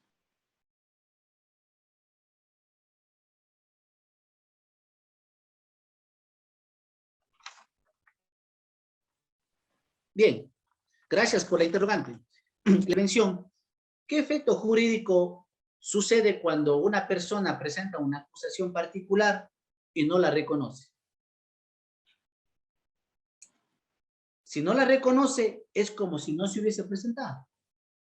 Ahora bien, perfecto. ¿Qué efecto jurídico tiene el que no se reconozca la denuncia? No nos olvidemos que la persona a quien estamos denunciando es un ser humano. Y esa persona también tiene el derecho al buen nombre. Y si es que yo no tengo la obligación, o por querer hacer daño a alguien, le cojo y le presento una denuncia en contra del señor Juan Pérez y no reconozco, porque sabe que si yo reconozco esa denuncia, si yo reconozco, puedo ser sujeto ¿a qué? A que me inicien un proceso penal en caso de que se declare malicioso y temerario. Entonces, igualdad ante las partes. Sea víctima, sea persona procesada, sea persona investigada, igualdad de armas. Si la ley me exige que debe existir un reconocimiento sin perjuicio de que inicie la investigación, dice, ¿no? Sin perjuicio de que exista, que se inicie una investigación. Pero esa persona también debería responder por esa denuncia que se presentó en contra de X persona. Haciendo un símil, ¿qué sucede si la acusación particular no la reconoce? No existe acusación particular.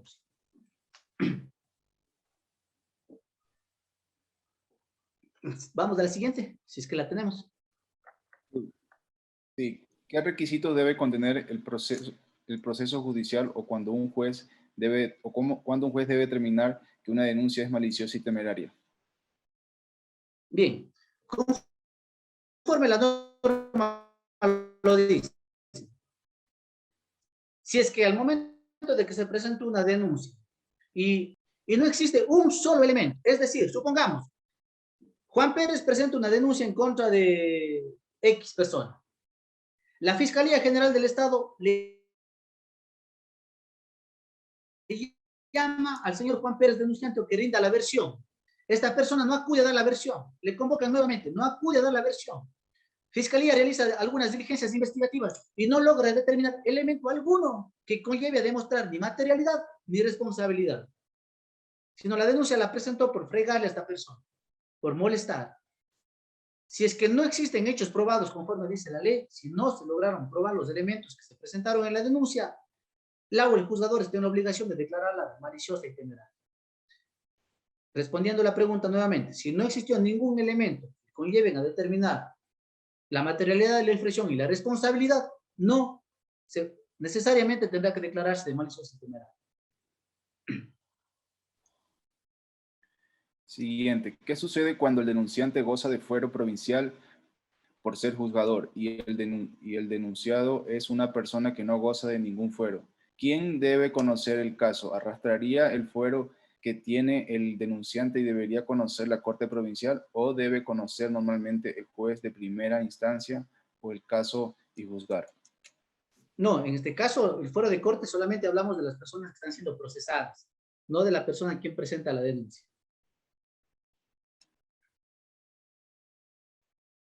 El juez que ha dictado el auto de llamamiento a juicio enviará al tribunal el acta de audiencia preparatoria conjuntamente con los anticipos probatorios según el 608.6 del COIP. En el caso de que envíe todo el expediente, incluyendo versiones y peritajes que existen en el expediente fiscal, debo pedir nulidad al tribunal por afectación a la garantía de tener un juez imparcial. ¿Cuál es su criterio? Bien, la norma del artículo 608 es clarísima del Código Orgánico Integral Penal. ¿Qué es lo que tiene que remitirse al Tribunal de Garantías Penales para que se sustancie ya la etapa de juicio? Si es que por un error o lapsus fueron enviados todas las versiones o todo el expediente, como dicen, lo que va a hacer el tribunal es inmediatamente devolverla al juzgado de origen. Sin embargo, eso no acarrea ninguna nulidad procesal. Siguiente, ¿cuál es su criterio respecto de las investigaciones que hace Fiscalía en investigación previa que el procesado tiene derecho a conocer sobre la investigación desde el primer momento? Los seguimientos que hace la Policía Judicial y la Fiscalía se escuda en decir que la investigación es reservada. Y si alegamos eso en los vicios o desde la formulación de cargos no dan atención a esos alegatos que estamos frente a la teoría de frutos del árbol envenenado. Clarísima. La persona que le hizo la pregunta es clarísimo. Estamos frente ya a la teoría del fruto del árbol envenenado. ¿Por qué? La investigación es reservada, sí, para el público en general, pero no para la persona que está siendo investigada.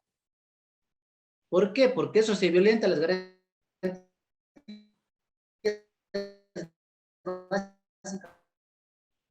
del debido proceso.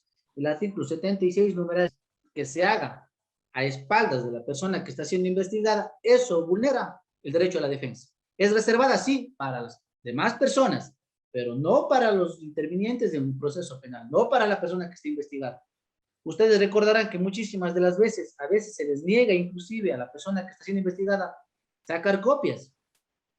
Eso es una violación al derecho de defensa. ¿Por qué? Porque es un requisito. Si yo tengo mi abogada o mi abogado que me va a hacer una defensa y necesita pues unas copias del expediente, a veces no tenemos pues la memoria fotográfica para decir me voy a la fiscalía y vengo revisando todo lo que está en la fiscalía, pero no me quieren dar copias. Eso es dejarles en indefensión. La fiscalía, ojo, compañeras y compañeros, la fiscalía es un sujeto procesal.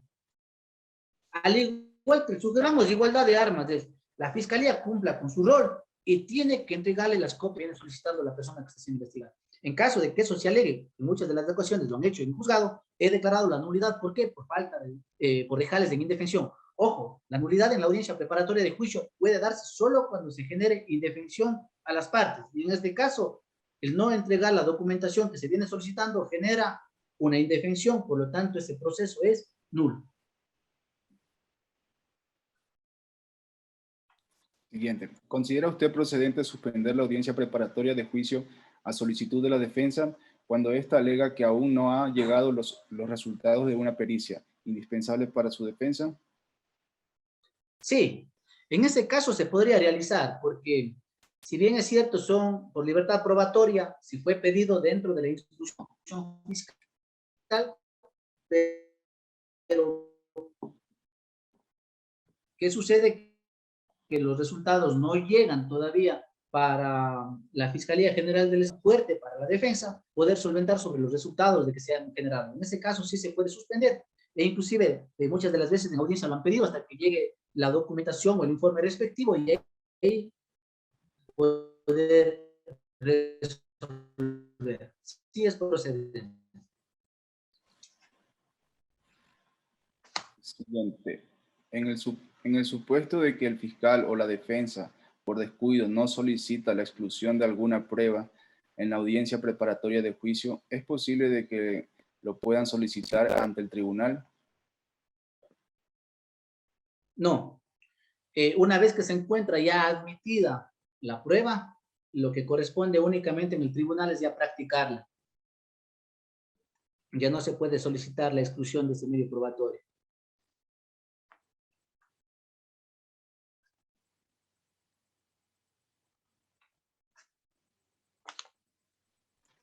Si en la etapa del juicio, cuando se sustenta la pericia de análisis químico de la sustancia, si son varias encontradas en el lugar y no existe un pesaje total de la sustancia, sino individual, ¿cómo determinar el gramaje para poder adecuarse al literal del tipo penal?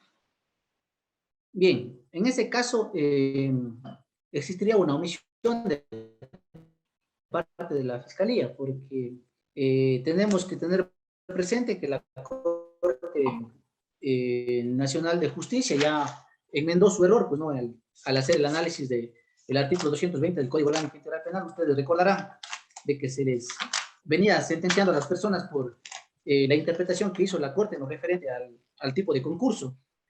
Ellos lo realizaban en un concurso real de infracciones, cuando lo adecuado era realizar un concurso ideal. Entonces, si es que no existe ese pesaje, pues mal podría la Fiscalía, y ahí sí, con total conciencia de causa, inclusive sería, en caso de duda, lo más favorable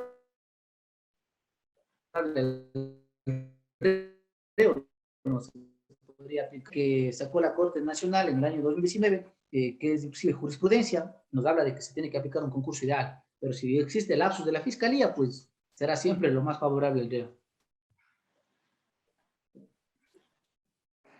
Por cuestión de tiempo y respetando un poco el horario, vamos a hacer la última pregunta. ¿Se puede alegar nulidad cuando se lleva a efecto una audiencia de formulación de cargos y se notifica a la investigación un día anterior a la audiencia? Por principio de legalidad, el artículo 575 del COIP dispone que para cualquier audiencia se debe notificar con al menos 72 horas. Lo que les decía hace un momento, por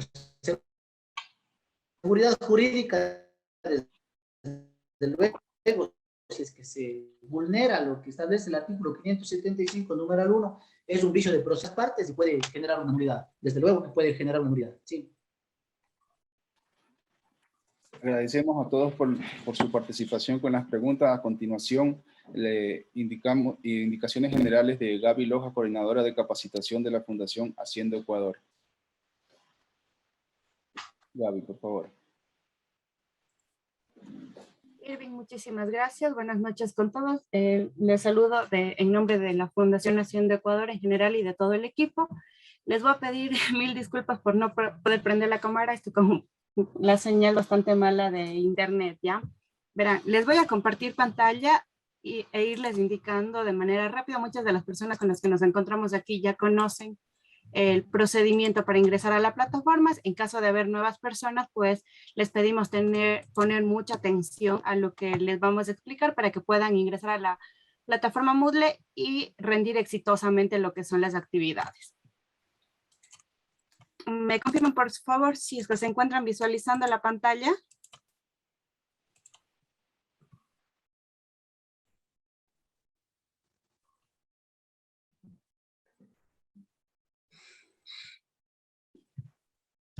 A ver, como les decía, hay compañeros que ya conocen el procedimiento y para quienes no, les pedimos por favor que al momento de, bueno, nosotros a lo que hacemos la inscripción en la plataforma, ustedes reciben en su correo electrónico las credenciales, tanto en nombre de usuario como contraseña. Esos datos los vamos a llenar aquí teniendo mucho cuidado de que se tipee un espacio, ya que esto también puede dañar el ingreso a la plataforma. Entonces vamos a ingresar con su nombre, con su usuario, yo ya lo tengo grabado.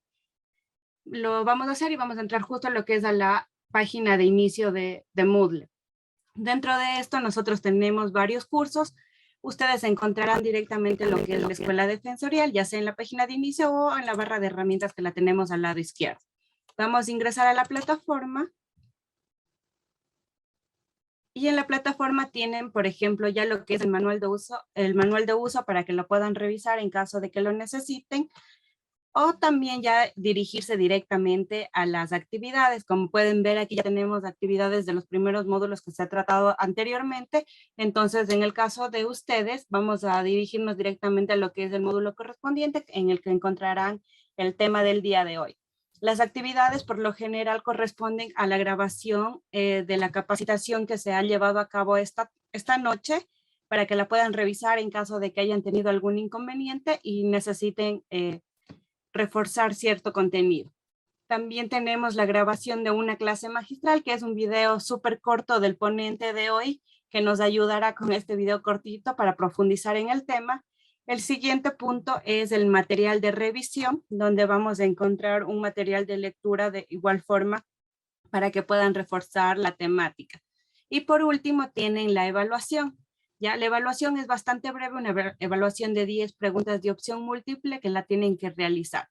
Eso es prácticamente todo el tema de las actividades. Cualquier cosa que necesiten estamos a disposición a través de nuestro correo electrónico, mediante el cual también les haremos llegar el manual de uso para que lo puedan revisar antes de ingresar.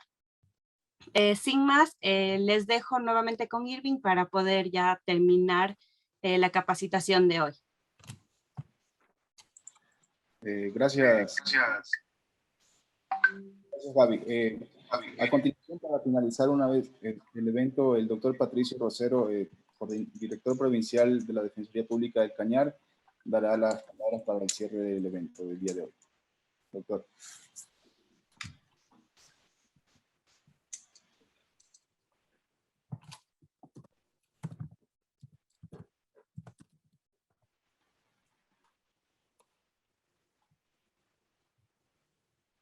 Bueno, gracias. Bueno, gracias a todos por haber asistido. Realmente ha sido una ponencia formidable. Basta leer los comentarios, mi estimado doctor. Agradecerle sobre todo por compartirnos sus conocimientos, ver que todos los compañeros estén muy interesados hasta el último. Realmente de parte de la Defensoría Pública del Ecuador y de la Dirección Provincial del Cañar le realizamos un gran agradecimiento y esperamos que esta no sea la última vez que esté colaborándonos con toda esa magnífica ponencia que usted ha brindado hoy día. Bien, yo realmente quiero agradecerles a ustedes por la invitación y por la paciencia que me han tenido a todos los participantes de haber compartido este momento. Realmente, como les decía, no es nada que esté fuera de nuestro ordenamiento jurídico. Las cosas que se han dicho, me gusta decir las cosas frontales y claras. Existen las disposiciones legales en las cuales no tenemos en dónde perdernos y sin duda alguna felicitarles nuevamente a ustedes por haber participado en esta capacitación. De seguro estoy que las recomendaciones o lo que hemos analizado la van a tener en cuenta en el momento de sus defensas técnicas que la vienen haciendo, ya sea como víctima o como abogados de las personas procesadas, con el único fin de llegar a una verdad procesal y que se respeten las garantías básicas del debido proceso de los sujetos procesales por igual. Dicho esto, yo les agradezco por el tiempo que hemos compartido, desearles el mayor de los éxitos en la noble función que vienen cumpliendo y que sigan adelante, cada día preparándose, porque cada día que nos preparamos.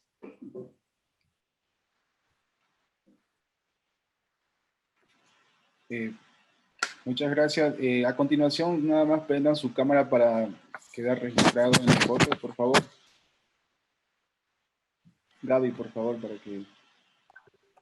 Claro que sí. Les voy a pedir, por favor, que en estos minutitos nos ayuden no escribiendo en el chat, ya que las personas que se encuentran en la franja de abajo se les oculta la imagen, por favor. Entonces voy a proceder con las fotos. Vamos a empezar con la primera sala.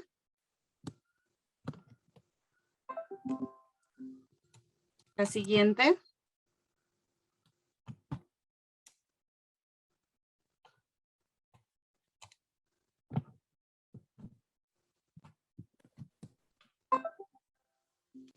Tercera sala.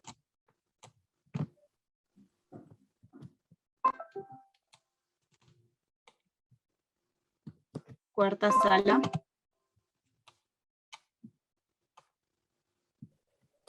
Quinta.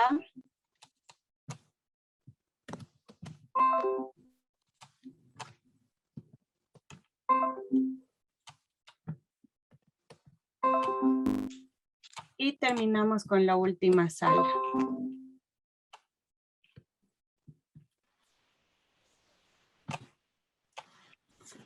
Listo, les agradecemos muchísimo la participación del día de hoy.